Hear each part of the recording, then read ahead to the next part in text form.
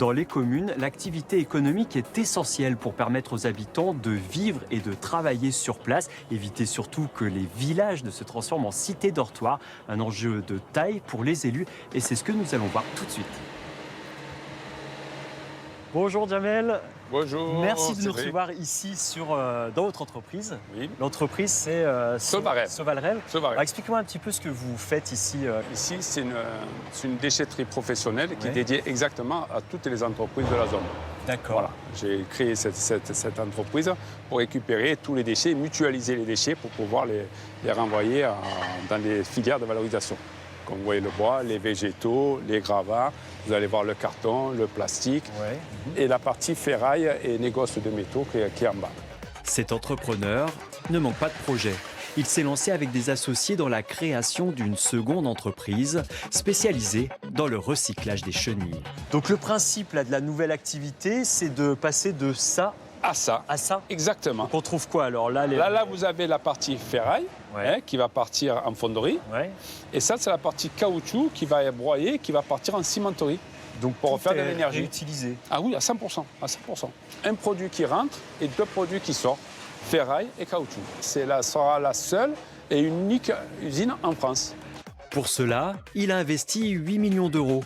Ce hangar, à peine sorti de terre, accueillera bientôt une machine brevetée pour traiter 15 000 tonnes de chenilles par an, 20 emplois à la clé et un projet récompensé par un prix de l'innovation.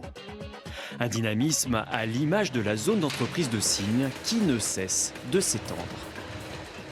Ici, vous êtes sur le plateau de Signes, Ouais. qui est un plateau qui est composé d'environ 200 entreprises, on dit même plutôt 220, avec 2600 salariés, et avec une extension de 40 hectares supplémentaires qui va se faire en 3 tranches, et qui va être commercialisée par la Chambre de commerce à partir de janvier 2026.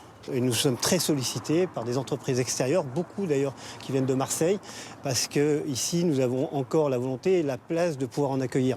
C'est un des rares poumons du Var où nous avons des assiettes foncières disponibles. Il faut trouver le juste équilibre entre l'activité économique, l'habitat, pour permettre aux habitants d'habiter sur place et de vivre ici sans qu'ils partent dans les grosses agglomérations alentours. L'un ne peut pas se faire sans l'autre. Si l'on n'a pas de mobilité, on n'a pas de salariés. Si on n'a pas de logement, on ne trouve pas de salariés. Tout est enchaîné. On est tous liés en réalité. Un problème auquel a été confrontée la maire sortante de Signes. Pendant les 6 ans que j'ai passés en tant que maire, je m'occupais donc de la zone, j'avais cette délégation, et j'ai toujours essayé de favoriser les entreprises de haute technologie qui apportaient quelque chose. Voilà.